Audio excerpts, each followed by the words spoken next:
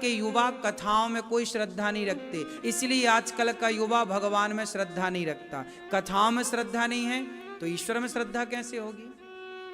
इसलिए आजकल के युवा, आजकल के नौजवान मंदिर नहीं जाते, पर शराब पीने क्लबों में जरूर जाते हैं। उन्हें वो कहते हैं यार मंदिर क्यों जाएं, तो पाखंड है, तो ढोंग है। ठीक है, तुम पाखंड ढोंग कह रहे हो, ठीक है तुम, लेकिन तुम शराब पी के पराई औरतों के संग क्लबों में नाच रहे हो, ये कौन सी तुम्हारी विद्युतता है? ये कौन सी तुम्हारी समझदारी है? चलो हम मंदिर जा रहे हैं, हम भगवान का नाम जप रहे हैं, चलो हम गलत हैं, हम पाखंडी हैं, चलो ठीक है, पर तुम पराई औरतों के संग जो संबंध बना रहे हो वो कौन सा सही है? हम तो मंदिर जाके राम राम ही जप रहे हैं, किसी पराई बहन बेटी को तो गलत नजर से नहीं देख रहे हैं। और तुम तो देखना क्या, तुम तो उसके संग रहते हो, उससे संबंध बनाए हो।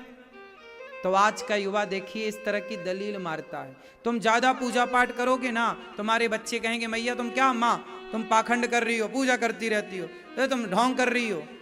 आजकल की युवा पीढ़ी पूजा पाठ को ढोंग मानता हो, खुद देखो कहां जा रही है। चलो हम ढोंगी, हम गलत हैं, चलो ठीक है, तुम सही होते तो हम मान लेते कि चलो भैया तुम ही सही हो, हम ही गलत हैं। पर आज की युवा पीढ़ी बताओ गंदगी की ओर जा रही है कि नहीं? क्यों जा रही है? क्योंकि इनकी कथाओं में कोई श्रद्धा, जब कथाओं में श्रद्धा नहीं है तो भगवान में श्रद्धा होने का कोई सवाल ही खड़ा नहीं होता। वही माता सती जैसी स्थिति है, जैसे माता सती को संदेह हो गया, ऐसे आज के युवाओं को भगवान पर संदेह है। आज के युवाओं को भगवान पर क्या है?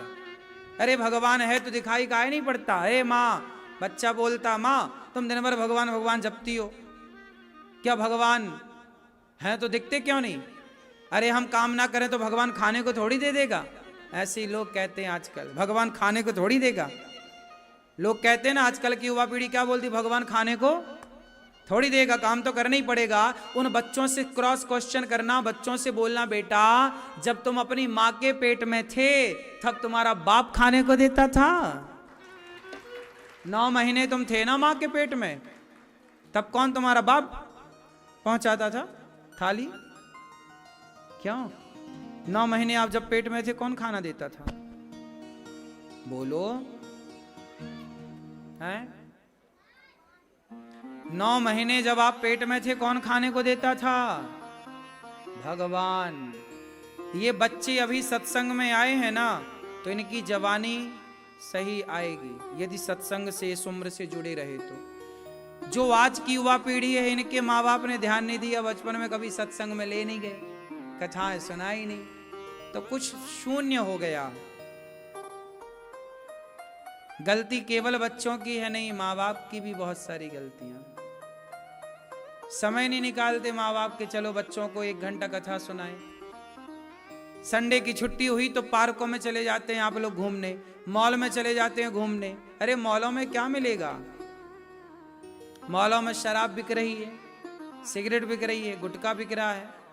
ठीक है, संडे को एक बार चलो, महीने का 1 संडे तुमने मॉल में जाके गुजारा, 1 संडे महीने का तुमने पार्क में गुजारा, तो महीने का 1 संडे सत्संग में गुजारते, बैलेंस बना के चलो। 1 संडे तो सत्संग से जोड़ते कि चलो भाई आज संडे है, चलो बच्चों को लेके कथाओं में चलते हैं, सत्संग कराते हैं, मंदिर ले चलते हैं। तुम ही नहीं चाहोगी बच्चों को संस्कार देना, तो संस्कार कौन देगा? कौन ठेका लिए है तुम्हारे बच्चों का? दुनिया तो तुम्हारे बच्चों को शराब पिलाने के लिए बैठी है। तुम एक बार कहो तो लोग फ्री में शराब पिला देंगे तुम्हें, हाँ या ना? आजकल दोस्त फ्री में शराब पिला देते हैं, फिर जब शराब की लत लग जाती है तो वो घर में चोरी करता है, घर का नुकसान करता है। तो ये दुनिया तो बैठी ही है बिगाड़ने। अब तुम और आज की युवा पीढ़ी देखो, सही राह पर बहुत कम लोग ही हैं अब।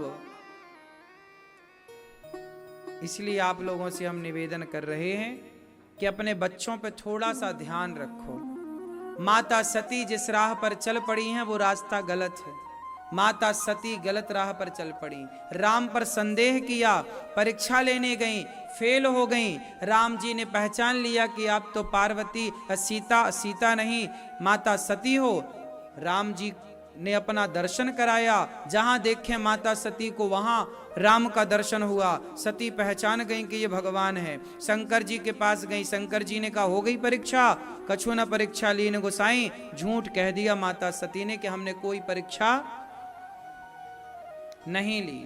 शंकर जी ने माता सती का परित्याग कर दिया, शंकर जी ने माता सती का त्याग कर दिया, और वही माता सती दक्ष के यज्ञ में जल करके भस्म हो गई। गीता में एक वाक्य आता है, संशयात्मा विनश्यति। जिसका भगवान में या भगवान की कथा में संदेह है उसका नाश जरूर होगा। माता सती जल के राख हो गई। क्यों? भगवान पर संदेह किया। इसलिए ईश्वर संदेह का विषय है ही नहीं, ईश्वर तो श्रद्धा का विषय है। श्रद्धावान लभते ज्ञानम, श्रद्धा है तो ज्ञान की पूर्ति होगी। इसलिए ईश्वर को तर्क से नहीं जाना जा सकता बेटा, ईश्वर अतर्क है। तर्क सहयोगी हो सकता है ईश्वर को जानने में, पर तर्क से जाना नहीं जा सकता।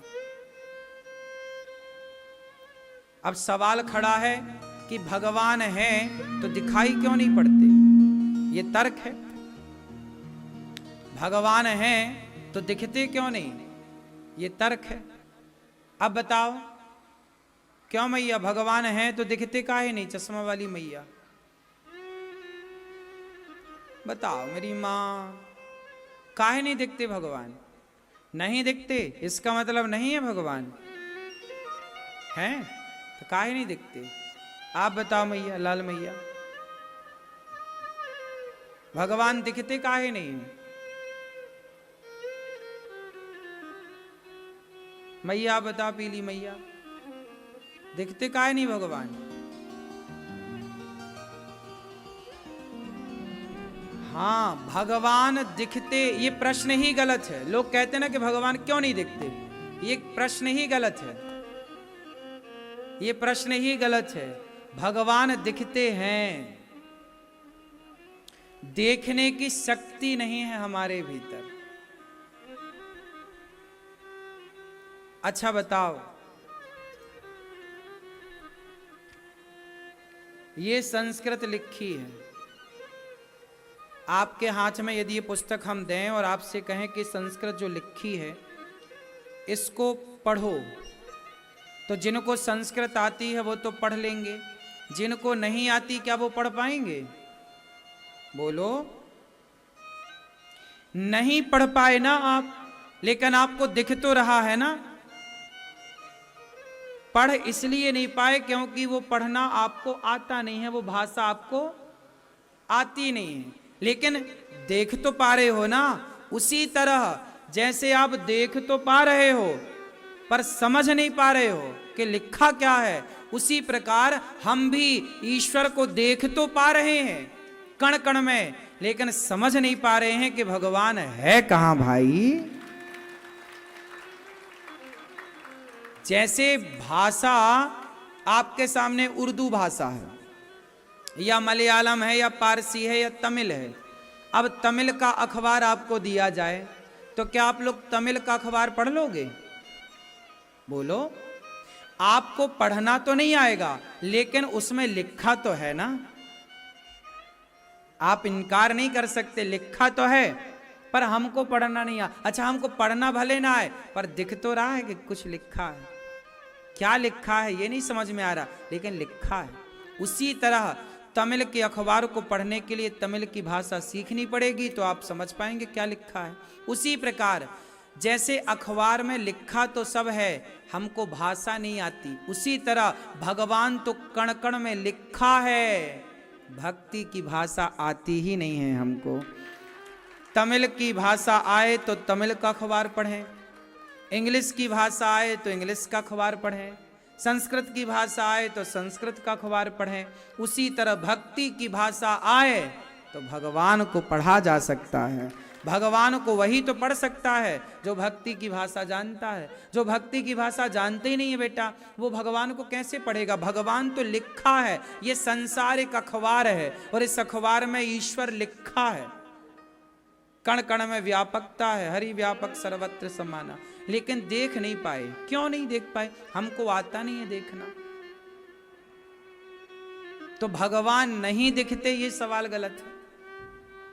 इसका सवाल यदि सही भी माने तो उदाहरण दूसरा सुनो। भगवान क्यों नहीं दिखते? अच्छा बताओ, क्या समुद्र में नमक दिखता है? क्या नहीं होता?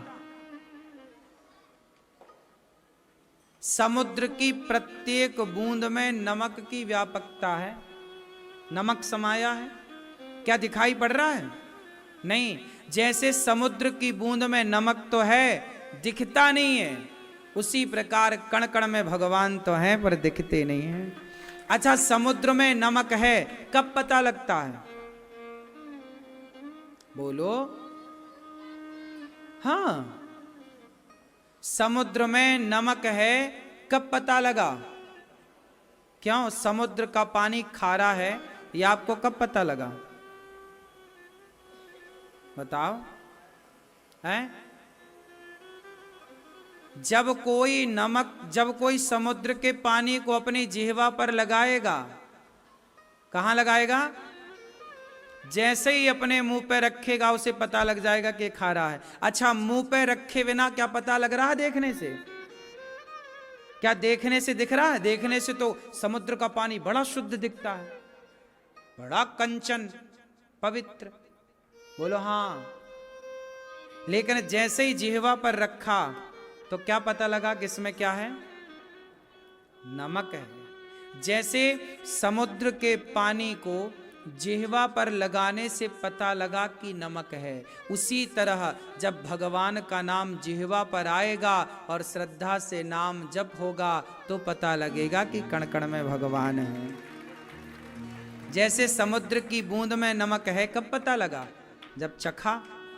ऐसे ही जब भक्ति करोगे तो पता लगेगा कि ईश्वर कहां है।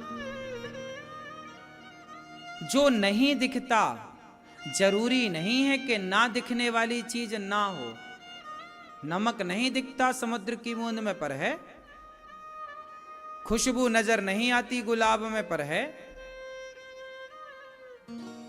बहुत सारी चीजें ऐसी हैं जो दिखाई तो नहीं पड़ती पर हैं।